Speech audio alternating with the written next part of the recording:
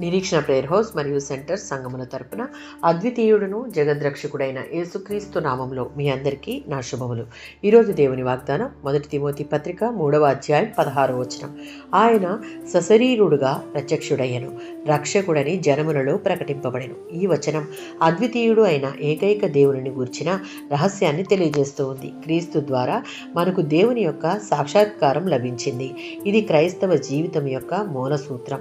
పౌలు తిమోతికి రాసిన మొదటి లేఖలో ఈ అధ్యాయం అతి ముఖ్యమైన భాగం. ఇది యేసుక్రీస్తు యొక్క వ్యక్తిత్వాన్ని, ఆయన కార్యాన్ని సంక్షిప్తంగా అయినా అద్భుతంగా వివరించే వచనం.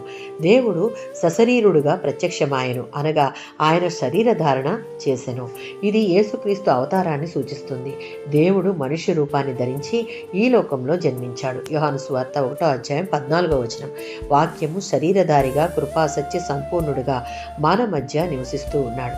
ఫిలిప్పీలకు రాసిన పత్రిక 2వ అధ్యాయం 6-7 వచనంలో పాపులమైన మన కోసం మన పాపములను పరిహరించుటకు శరీరము కలిగిన మానవుడిగా, అనగా దైవ మానవుడిగా దేవుడు తన తత్వాన్ని వదిలి దాసుడిగా ఈ లోకానికి వచ్చాడు.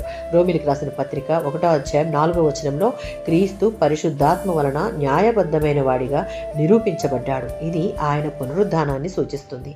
మత్తయి సువార్త 28వ అధ్యాయం 19వ వచనం. యేసు బోధన మాత్రమే కాదు, ఆయన రక్షణ సందేశం జనములకు ప్రకటించబడింది. యేసు మరణం గెలిచి పునరుద్ధానం తరువాత ఆయన శిష్యులకు ఇచ్చిన ఆదేశం ప్రకారం క్రీస్తును గూర్చిన సువార్త, ఆయన దైవ మానవుడని, భూమి మీద పవిత్రమైన జీవితం గడిపాడని, పాపుల కొరకు చనిపోయి పునరుద్ధానుడై పరలోకంలో మహిమను పొందాడు. ఆయన యందు విశ్వాసం ఉంచిన ప్రతి వానికి ఈ రక్షణ లభిస్తుంది. ఆమేన్.